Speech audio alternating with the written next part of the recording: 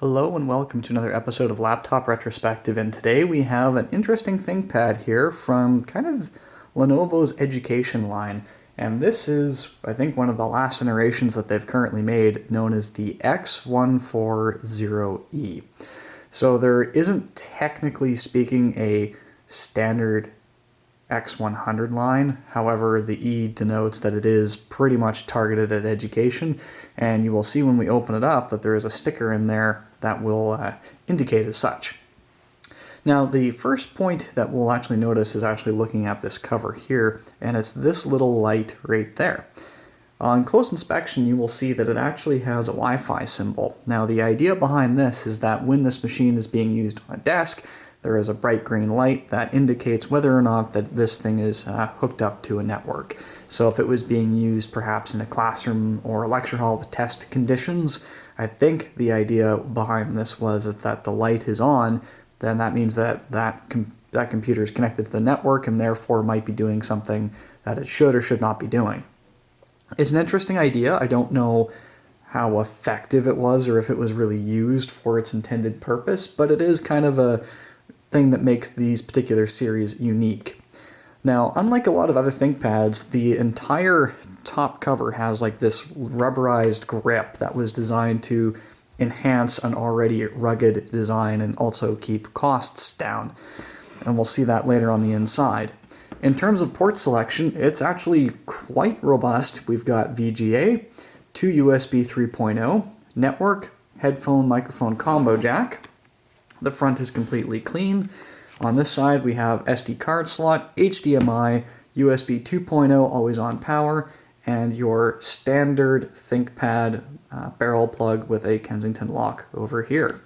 So in terms of input, it is certainly got you covered in quite a few ways. In fact, I would say if the hardware was a little stronger, this would be quite a contender for just a really good ultra portable. As I noted before, we do have the education sticker in this corner here that indicates that it is part of that series. It is rocking the chiclet style keyboard, and it is pretty much what you'd expect there. The touch buttons are quite nice. They're very responsive, and it's not that trackpad that they went with. You still, of course, have your track point, and you have clicks that are very strong and very tactile. Moving right along, we can actually see that the battery makes up this whole piece of the case right here. We also have an integrated web camera and microphone up top on a matte display.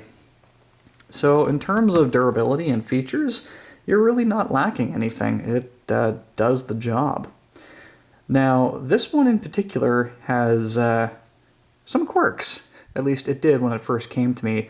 The master bootloader seemed to be uncertain what operating system it should boot to, but thankfully, with a little bit of tweaking, and by tweaking I mean the reinstallation of the entire OS, we seem to now be cooperating significantly more. So this does have an SSD in it, which allows for some rather speedy boot times. The screen brightness is not what you would call absolutely stupendous, but the viewing angles are typical ThinkPad TN panel, nothing really to write home about. The particular processor that can be found in this one is one of two configurations that they actually offered this machine with. This one in particular is actually spec'd out with the dual core option that these came with. So this is the AMD E1 2500 dual core, which is a 1.4 gigahertz processor, 1 megabyte cache, very bare bones. It would also come with an AMD A4 5000 quad core processor, 2 megabyte cache, 1.5 gigahertz. This one has got 4 gigs of RAM, and it was capable of doing up to 8 gigs on the motherboard. And beyond that, dropping in an SSD in this, and that's pretty much good to go. From the factory, they either came with 500 gigabyte mechanical hard drives or 128 gigabyte SSDs. And this whole thing is just under 4 pounds with a 6-cell battery. Needless to say, it's actually a pretty decent piece of kit, If I was in school, I would be pretty happy to receive this over any Chromebook. It is a very effective, very durable machine, and you can actually find these relatively cheap from a whole bunch of surplusers that from different educational institutions that may have bought these, but then quickly drink the Google juice and go end up with Chromebooks. And of course, these have to be surplused for those other machines to be purchased. And in that case, I think you could actually get ThinkPad quality in a very budget-conscious machine. Now, you're not going to do a whole lot of heavy lifting with this thing. That needs to be said right out of the gate. These are not strong processors. But if you're, doing document work, surfing the web, consuming content, not necessarily producing it, this is more than enough machine to meet those needs. Now, there is one more thing I need to mention. This specific machine has had a really, really rough life. In fact, the refurbisher that I'm working with, when they gave it to me, said, it's almost like this thing was dropped in a salt bath. I guess the corrosion on the inside was so bad. So when we go in on the inside, they've tried to do, their best given the cost and value of the machine to restore it. But if you do see it beaten up, that is because this one in particular has had quite the rough go. But to me, that just is a great part of the ever-expanding story behind some of these machines. So let's go ahead and shut this fellow down and take a look at what this thing looks like on the inside. All right, let's go ahead and get started. The very first thing that we need to do, of course, is turn the unit over and remove the battery. There is two locks. So this one is a flippable switch, this one is spring-loaded, and we grab the battery and we pull it out. And as I said, this particular battery makes up the entire back part, top and bottom. This is a 5300 milliamp battery, so pretty decent and long living for the kind of work that this would be, and it works out to be 63 watt hours if you're curious. And this is a 35 plus, so if you're watching this video and you're wondering whether or not it's a new or an old battery, that'll give you a little bit of an indicator. So the first thing that we need to do, of course, is remove this first panel here. And we are going to do that with my brand new screwdriver set, which I am very excited to use. Now, these are captive screws, so we spin until we hear the click, and I'll get a close-up of these because it gives you an idea on just how corroded this machine is and how much of a rough life it's had. So as you can see, those screws are not in good shape. All right, so let's go ahead and move this off to the side. And really, realistically, everything that we want to take a look at, we have access to right here. So as I said, this one's gone through a bit of a rough life, so it doesn't have the hard drive caddy in it yet. However, ingenuity will not be stopped, and a piece of cardboard is used, in this instance anyway, to wedge the drive into place, temporarily of course. Over here we have our Wi-Fi card.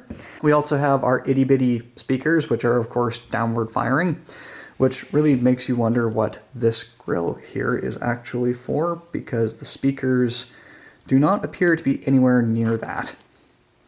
Over here we have our 2 times 2 gig RAM modules, both facing upward, which is very convenient. And upon closer inspection, we can actually see the screws to remove the keyboard. So let's go ahead and do that and see what we can find on the other side of this board. Okay, so that screw is removed, and then that screw is removed, and those appear to be the only 2 screws that are holding the keyboard into place. So let's turn this unit over, zoom out a little bit, and see if our keyboard wiggle trick still works. Yep, excellent. And our ribbon cable is of course going to be underneath. And this is a different style of ribbon cable, so you won't be able to see it, but in behind here there are 2 black switches that need to be flipped upward to remove these ribbon cables. One, of course, being for the track point, this one being for the keyboard, so it is not like your standard ThinkPad connectors, and that's probably just to save money. So these were on the other side. We'll just zoom in for clarity there. And these are in the downward position and need to be flipped up to release the cable. We can also see here that this is the cable that is for the palm rest. Now the palm rest piece, it seems to be built into the top case here, which would need to be removed entirely if you're probably replacing this. I imagine that there are screws underneath that are holding the trackpad in place, and this is actually a separate component. But it is encouraging to see that all of the spill protection fabrics or plastics are in place here, and would hopefully redirect some of the fluid that this thing bathed in.